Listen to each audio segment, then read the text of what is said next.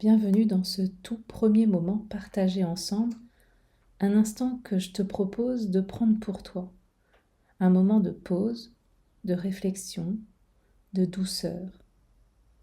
Je suis heureuse que tu sois ici, prêt à m'écouter, prêt à accueillir ces mots que je t'offre comme un souffle apaisant dans ton quotidien. Aujourd'hui, j'aimerais parler avec toi de ces émotions qui te traversent, de celles qui traversent aussi ton enfant.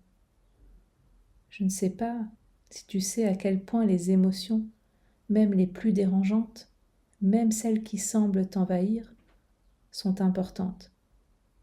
Elles portent un message et je t'invite à les écouter. Peut-être que parfois, tu te sens submergé par tout ce que tu ressens. Peut-être que tu te demandes comment faire pour aider ton enfant à apprivoiser ses émotions, alors que toi-même, tu te sens parfois perdu. Et je veux te dire que c'est normal, c'est humain. Ce que tu ressens, c'est là pour une raison. Et cela ne fait pas de toi un mauvais parent. Au contraire, cela montre à quel point tu es connecté à ton enfant, à quel point tu veux faire de ton mieux. Tu sais, les émotions sont comme quelqu'un qui frappe à la porte. Si tu ne lui ouvres pas, il va frapper plus fort. Et si tu continues à ne pas ouvrir, il finira peut-être par exploser cette porte. C'est ce qui se passe parfois avec nos enfants.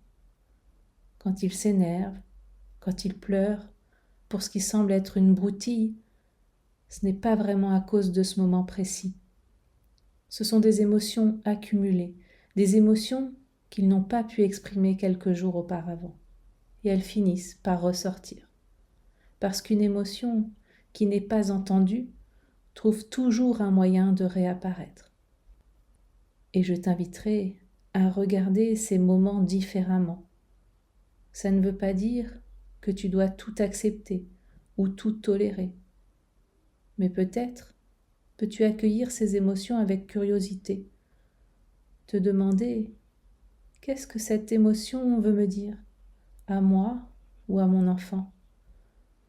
Tu peux te donner la permission d'être imparfait. Tu peux aussi te donner la permission d'écouter sans chercher immédiatement à résoudre.